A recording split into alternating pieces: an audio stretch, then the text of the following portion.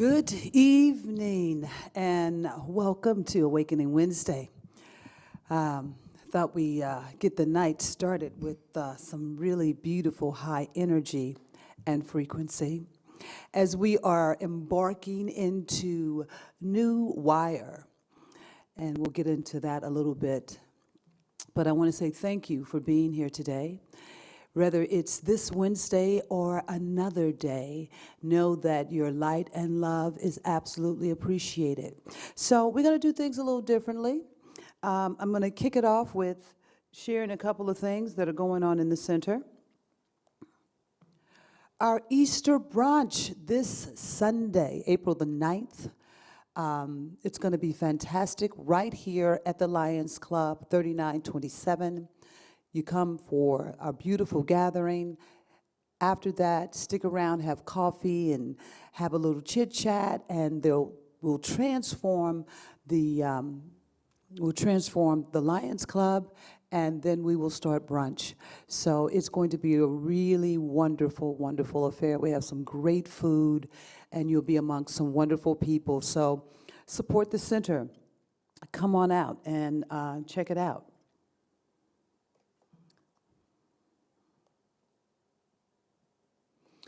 Our REP call to action this month, really powerful video. This beautiful TED Talk, it's worth the time and effort to watch it.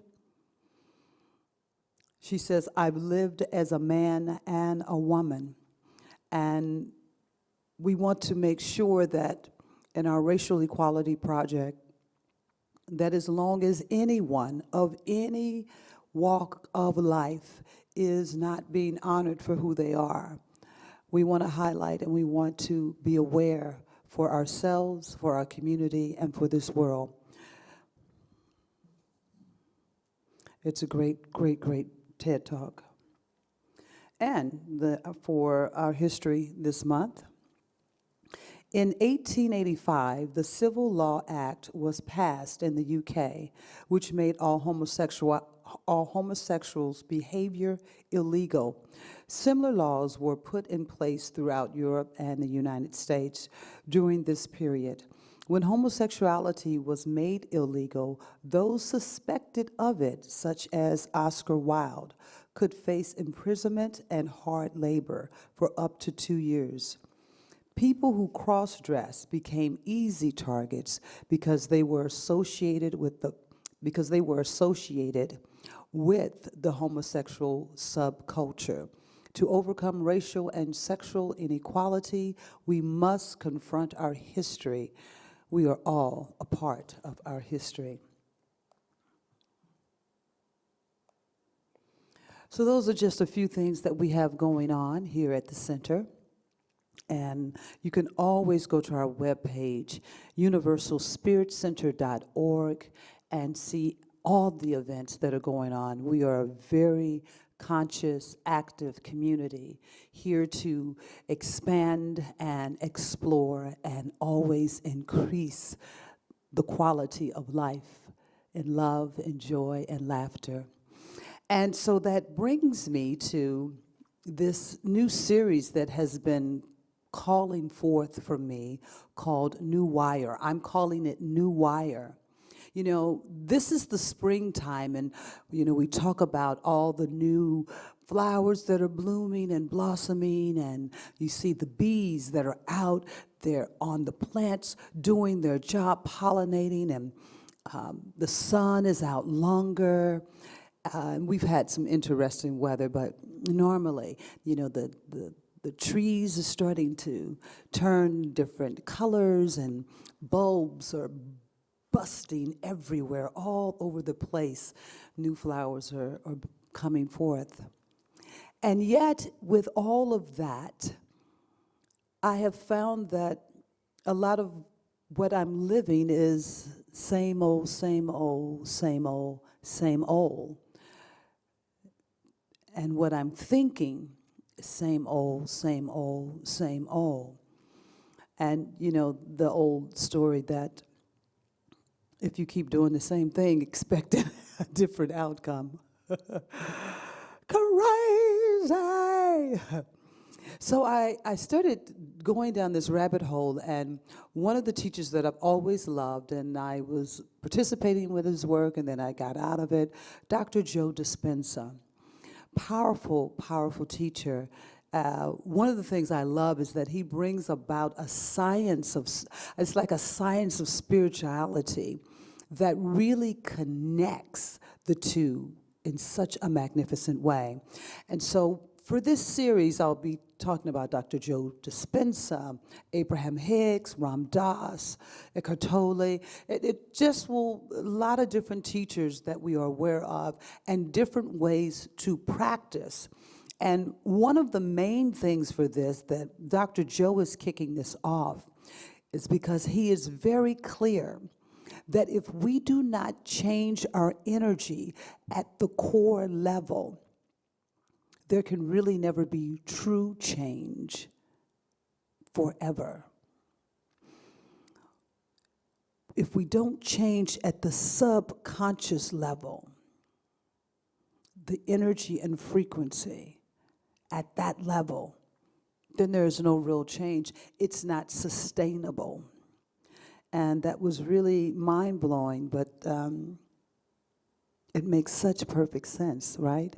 So we'll talk a little bit about Dr. Joe, his journey. We'll share some things about that. And then 15 minutes before it's time to close, we will end with a meditation. So I hope you are here to partake and to start to observe yourself. I would challenge you to, if you don't have a journal, if you do, but this is something new. This journal will be about observing what you're thinking and feeling throughout your day, and recognizing those emotions that are very comfortable, those emotions that you are familiar with, and they are familiar with you. And so we want to come to this space where we can really start to recognize how we are operating. You know, you can then start to look outward and see. And so just before we get that kicked off, I want to say to our community, to those of you online, and to those of you that come, first off, thank you. Thank you, thank you, thank you for your conscious giving, for your consistent, your persistent level of awareness of abundance and your divine heart space to do that. And with that, I also want to say that we need your conscious support. We need your financial support, your conscious support. There are many ways that you can support the community.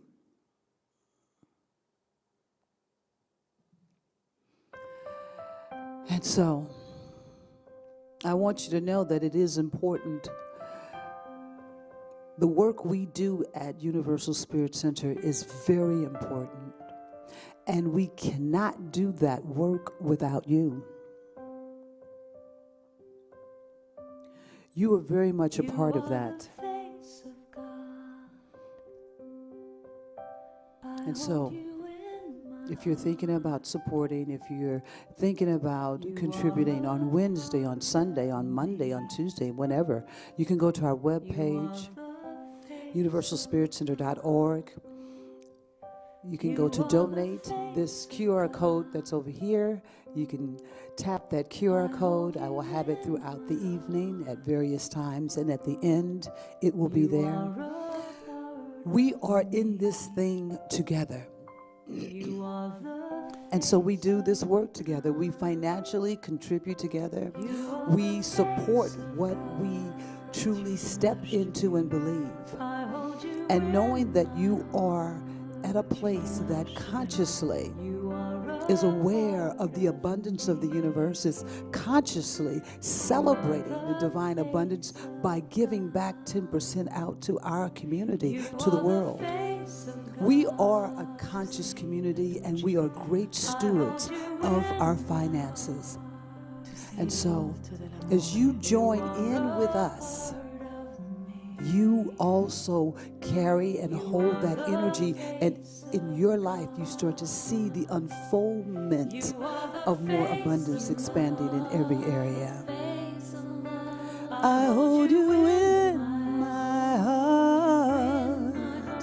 You are a part of me. You are a face of God. You are a face of God. And I hold you in my heart. You are a part of me.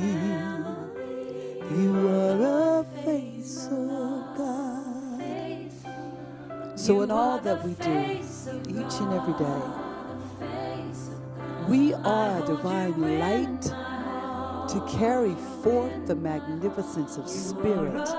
The divine essence of God is the truth of who and what we are. And we share that in every possible way. We share that in our wisdom, in our understanding, in our love, in our light, and absolutely in our abundance. You are a part of me. You are the face of God.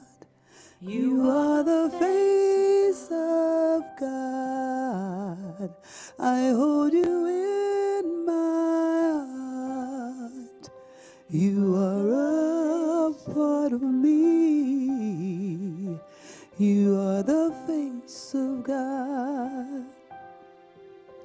We are the face of God. I hold you in my heart. You are a part of me. You are the face of God.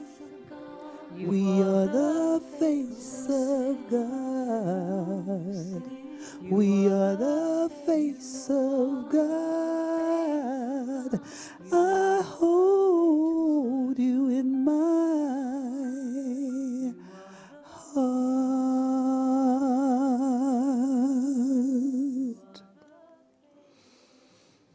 Oh, yes. Thank you, Karen Drucker, for that beautiful song and the beautiful rendition. Just absolutely beautiful. So, let us dive into New Wire. For the next 7 weeks, I will be participating in this, and hopefully you will participate with me on this magnificent journey. So let's talk a little bit about Dr. Joe Dispenza. Dr. Joe Dispenza is a chiropractor.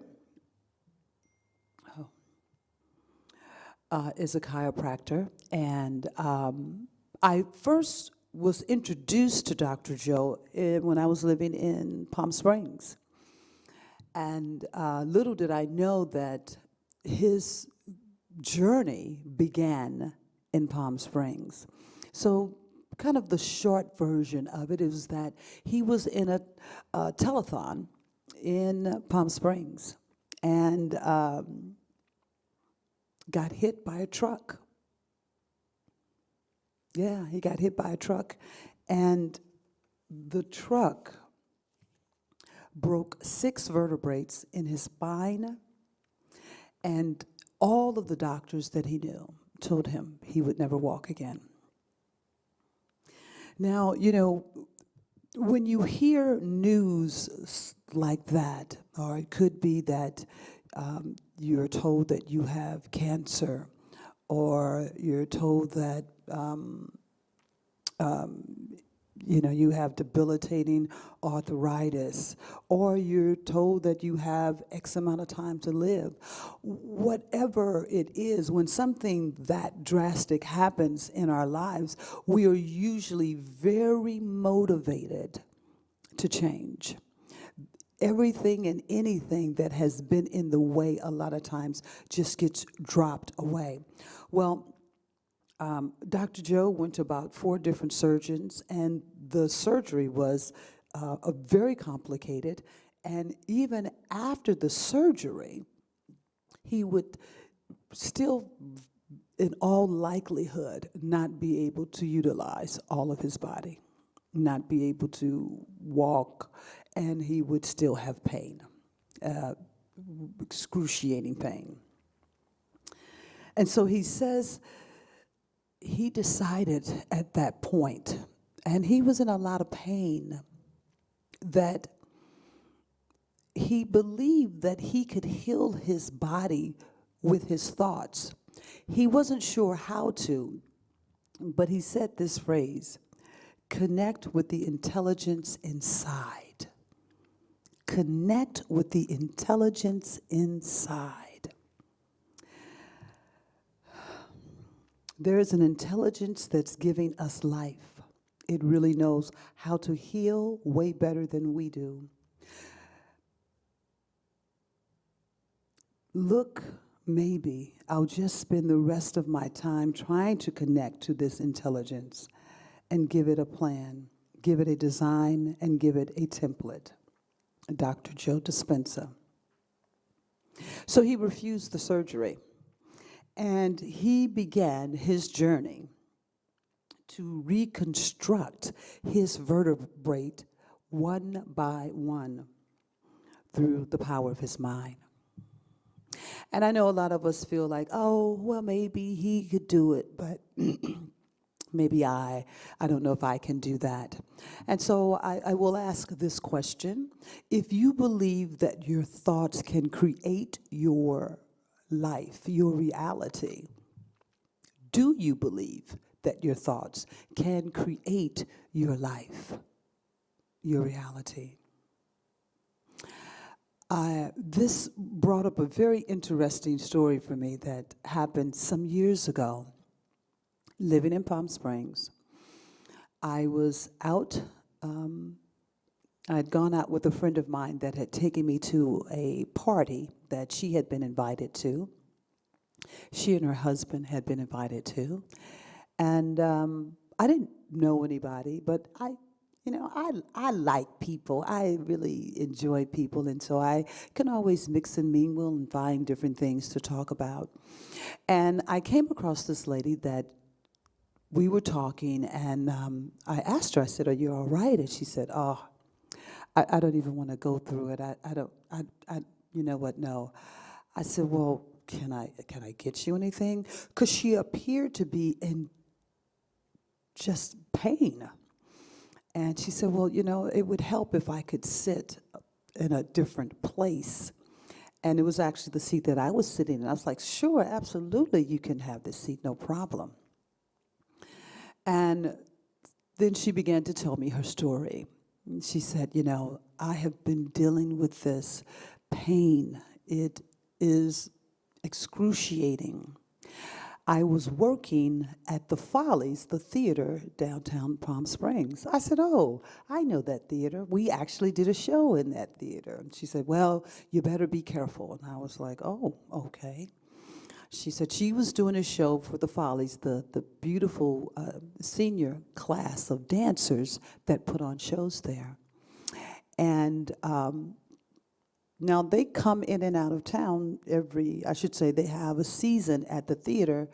I don't know if it was every 6 months or every year, but they were there frequently. They were part of the roster. And so I was aware of the show, and I was like, "Oh, yes." The show had been running a very long time. And so she said that she was part of the crew, and something, a scaffolding or a light fixture, I don't remember exactly what it was, but something fell on her while she was on stage doing her job. And this had just totally changed her world. It changed her life. She said she had to take pills to get up, pills to go to sleep.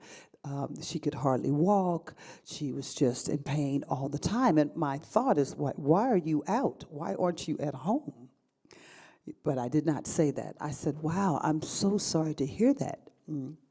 She said, "But I am not going to let this pain define me." And I thought, wow, okay, she's moving forward. And as we continued to talk, and she was sharing in detail about where she had been hit with the object, how it cut her, and the things that it did to her body. Well, as she continued on, it came to be that this accident happened 15 years ago. And the way that she expressed it to me was in the very current moment. And so I want to pause there for a moment because Dr. Joe talks about this. And I want to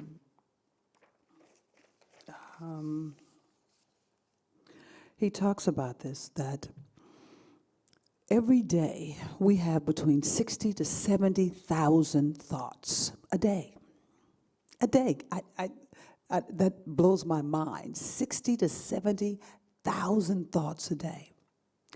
But 90% of the time, we are thinking the same thoughts. So we have 60 to 70,000 thoughts a day, but the majority of that are the same thoughts. Same thoughts. So he goes on to say how you think, act, and feel, that becomes our personality. If we think a certain way for 10 years, 20 years, 30 years, that becomes our identity. So when you think about this woman, and it's not to say that she wasn't in pain, but it goes to the understanding, if we think that our thoughts are creating our reality, our life, she had been living, and as she was expressing this story to me, she was living it in the moment. In that moment, she was living from 15 years ago. She was expressing and feeling every pain that happened. Her life stopped 15 years ago. She was just reliving that over and over and over again. And I know that may seem to be drastic, but there are little things that we do in our life that we live over and over and over and over again. Today I had a wonderful situation that happened that caused me to observe how I was thinking.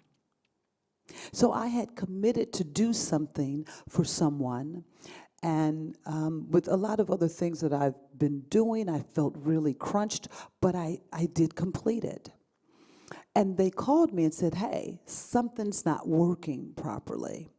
And so we made out a way like, all right, I can do this today, and we'll get it done. And then their schedule changed, and they were like, you know what? You're getting ready to leave town soon. Don't worry about it. I'll let somebody else take a look at it. And I said, okay, all right, thank you. But when I got off the phone and I was getting dressed to come here, I caught myself running the story. And I said, okay, I'm thinking this thought. And the feeling came up. I was like, what is this feeling? The feeling came up that, you've let someone down. And I was like, ooh, I could really feel that. And so then I was like, okay, well, all right, let me see if I can be aware of how many times I'm going to run this story. Because the story had ended over the phone. There was a new awareness that took place, a new plan that was made. We both agreed, all right, everything done, bye. Now, I had hung up that phone call, but the story was running again and again. And at least, I'm going to say with me being a little bit on the cautious side, at least 10 times before I left the house, I heard me having conversation about the story, about why didn't, you made your word. And then I realized that underneath that, I felt that I had let someone down. Underneath that for me, the core feeling was that I didn't do enough. And that really rang out. And the feeling was a feeling I had felt before. it, I could see how it associated with so many other things in my life. And so here is this picture that I have taken, that an experience that has happened in my life, and I've taken a picture of it, and every time that feeling comes up, I'm living it again. And why is this so important now? Because we are being pushed, pulled, shaken, and absolutely awakened to a new possibility of living.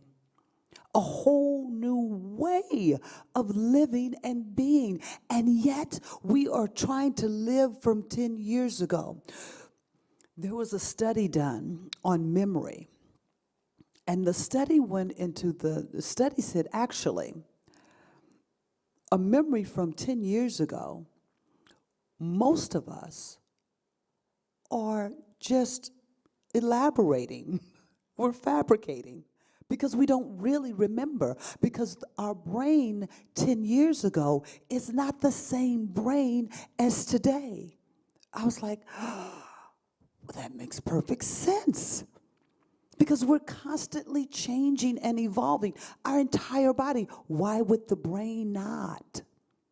But we have taken pictures of experiences, incidents, people, places, things that have happened that have jarred us, or they've pulled us with joy. And so many of us are reliving that space. We're reliving that feeling. We're reliving that.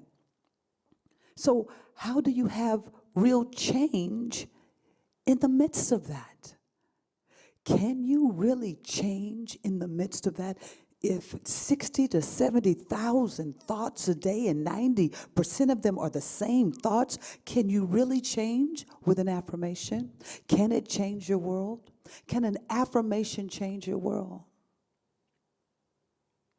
Thoughts, no right, wrong, just something to start thinking about and start observing.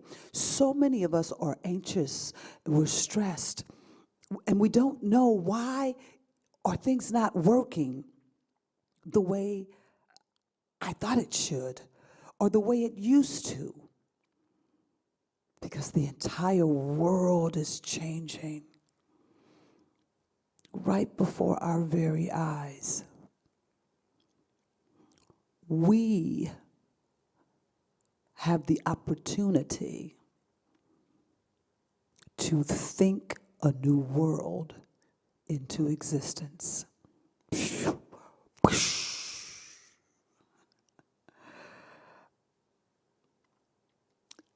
It's so powerful to think that. I love this quote that Dr. Joe Dispenza said: we become a set of memorized behaviors, unconscious emotional reactions, the loop. So the woman that had been hurt, there was a physical experience that happened, absolutely. It was painful. It was traumatic. And yet, the picture she took, she held on to that picture for 15 years and then some. I would imagine that she's still holding on to that picture.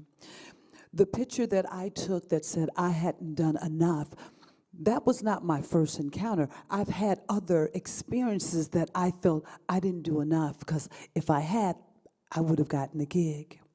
I didn't do enough because I didn't get the job. I didn't do enough because I couldn't get this or that. And so that feeling has been living in me, in my body.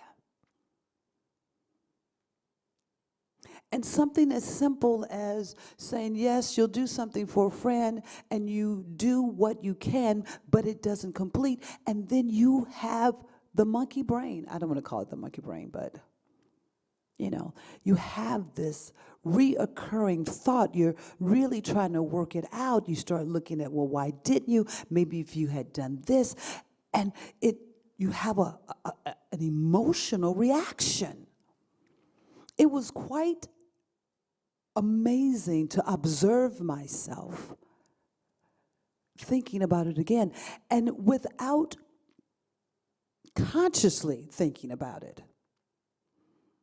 I was listening to music and find myself, the song now is so far in the background that what I'm hearing up front is a conversation, is the words that, oh, you messed up. Why didn't you get it done? Why didn't you do that? How many times have we done that to ourselves? And in that regards, we are really functioning like a computer program. We are, I love, let me see this, there's the loop that we go through. So we get triggered. That connects us to the routine, whether it be good or bad, whatever you see it as. That connects us to the habit. So the trigger could be, the trigger was, you didn't do enough, Gino. You didn't do enough. The routine of that is then I feel bad. I feel that, why do anything else? Forget it. I'm just not going to do this. I'm not going to do that. And the habit is that I drop the ball on other things that I want to do. The cycle, this loop, and it makes sense. And, there are times that maybe you're working on health. That's a great, maybe you want to release weight. So the trigger is, it looks like it's outside, it's the environment, it's the food. The routine is that the triggers, I feel bad, I feel sad, and so then the routine, what comes into place is that, let me eat the foods that make me feel better, and the habit is that this cycle constantly repeats, and you go, well, you know what, I'll work out tomorrow. I'll work out the next day. Or I'll eat better tomorrow, or I'll eat better the next day.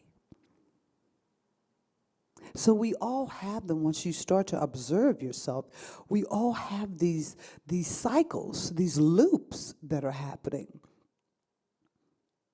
And, so Dr. Joe is saying if we're having these kind of loops, that our bodies have been trained in such a way that after a while, 10 years, 20 years, the body is not looking for the mind to tell it what to do. The body is just doing it unconsciously because it's been programmed. It's been wired in our brains.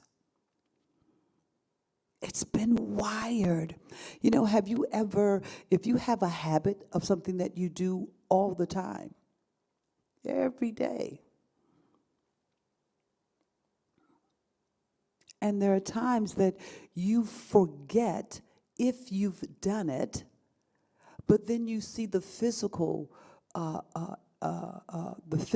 attributes of it. You see that you've actually did it, but you don't remember doing it. But you see like, I did do it. I didn't even realize that I did it. Don't think anything about it. But that's a real great sign to show that you are in a loop. Now, it could be a loop that you are very much excited about doing. Maybe it's brushing your teeth at night. That's a great loop. That's great dental hygiene. But where are the other loops that you are participating in? Some people say, I didn't realize that I ate all of that. our bodies. We are training our bodies to just go on remote. It's going without us. So it says, our thoughts are saying one thing, but our bodies have been conditioned to the past. I love that. Our thoughts are saying one thing, but our bodies have been conditioned to the past. In lies the eternal fight. The thoughts, you think that I want the love of my life. I want to have a lover in my life. I want to have more abundance in my life. I want to be more joyous and happy. But the body has been trained that in the past, I don't have these things. I don't have them. Nobody I know has them. I've never had them. And so the body, after a day or two, goes right back to, you know what? This doesn't work. This is not working for you.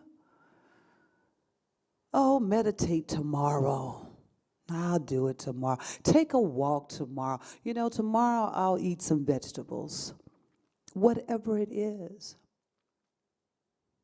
Sometimes it's a depression. Depression is very much a loop of thinking thoughts that the body has embedded within itself that feels such a victimhood,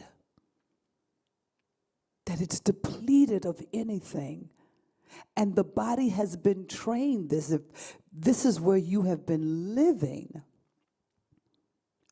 just think about it. If you've been living in depression for 20 years, you know that feeling. It's actually, when we know a certain thing, a lot of times it feels more comfortable because it is familiar. So you've been living in that space. We wake up in the morning. When we wake up in the morning, we start with a clean slate. We have slept. Everything has settled down. And we wake in the morning, put our feet to the floor. By the time we make 2 to 3 steps, we start thinking again about the problem, about the person, about what happened yesterday, or what needs to happen in the future. Before we can make it to brush our teeth, the body is already in motion of what it has been taught. It's been taught by us due to not knowing the magnificent, powerful vehicle that we are. But we are waking up to that now. We are waking up to this amazing awareness that it is us.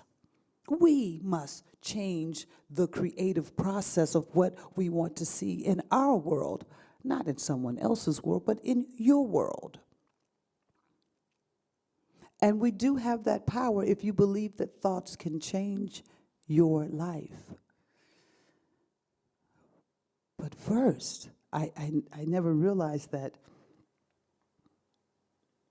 the body has to be, we have to get the body back under control. Some say the brain is a record of the past, that your brain just holds all of the past experiences and pictures and things. And so we're constantly living and reliving those.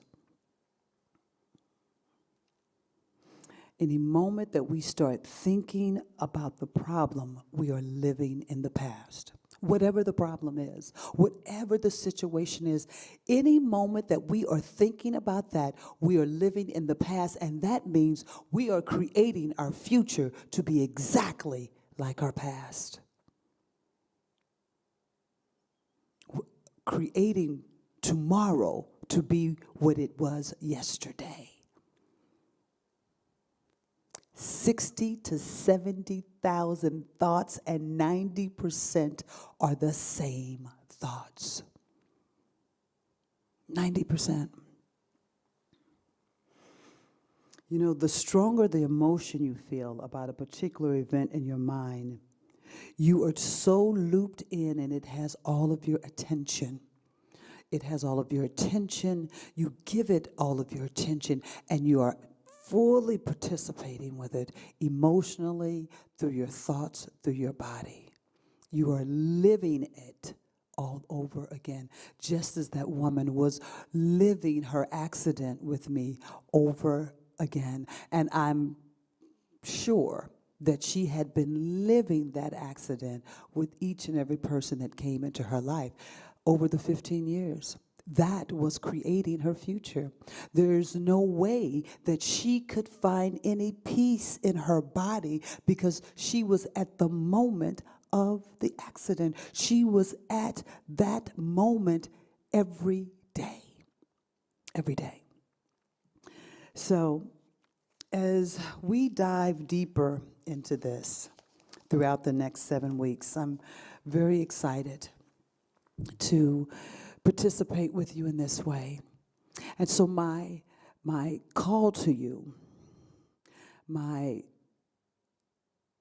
question, is it possible to change? Is it possible to change? Well,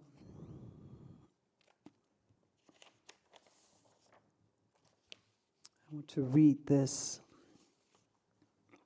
Wait a minute. Is it possible for you to change in your life?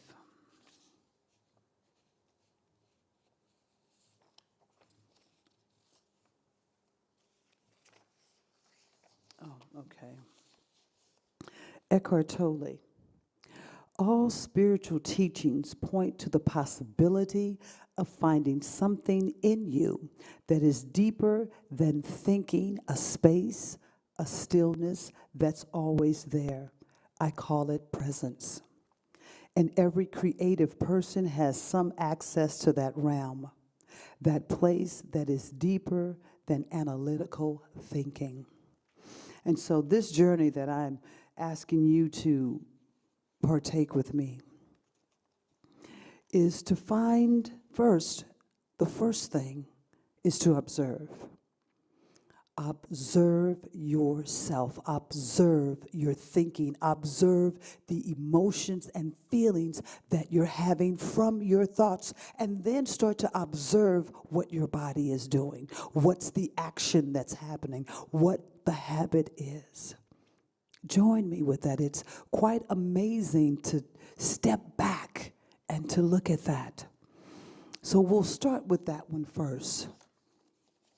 The question, can you change your thinking? And the action, are you willing to start observing you? Observing what you think, what you feel, and what your habits are. So with that, each Wednesday we will do some sort of meditation or mindfulness, and tonight we'll start with a frequency meditation. So I'm going to ask you to get comfortable. I'm going to lead some nice, gentle, conscious words that we will start with. And I want you to relax. If you're watching this now or whenever, just get yourself comfortable. And I would say, don't sit or lay and be in the same place you always are. Be in an unfamiliar place. That's what New Wire is all about. Embracing the unknown and starting to feel comfortable in it. We know what we always do. We want to observe, if we don't do that, what's coming up for us. So, get yourself settled in a wonderful space.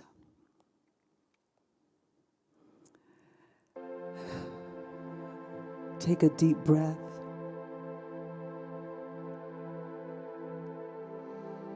The mind is a very powerful, beautiful essence of us. So in this divine moment, just see how these words resonate with you as we take the breath into a deeper space of connectedness, peace,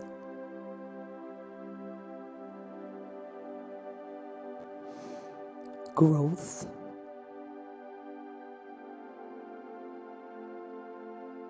ease,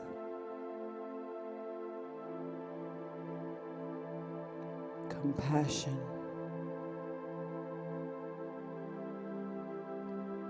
acceptance,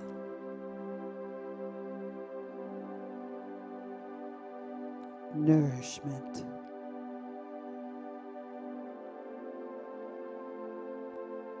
self-compassion, courage,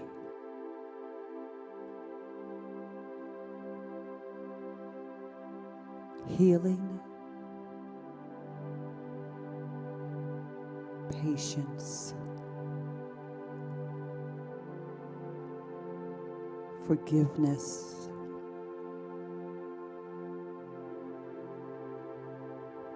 gratitude, presence,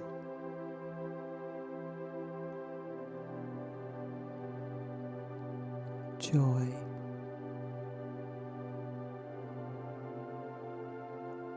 love. And just breathe this as we go into the silence.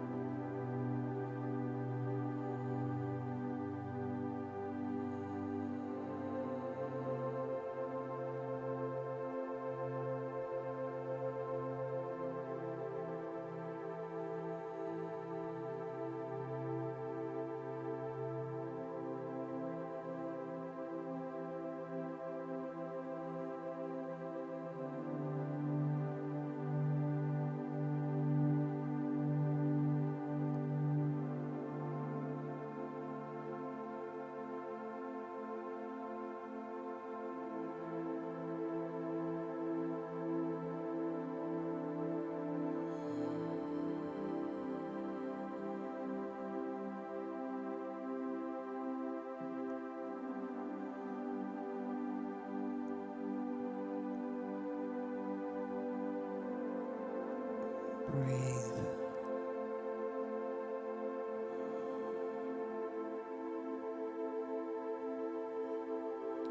Let your mind and your body just relax.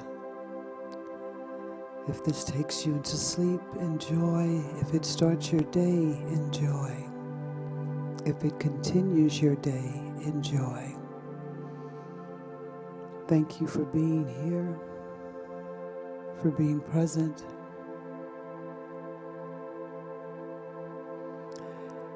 And for participating and observing you, your life, and creating new wire, a new reality.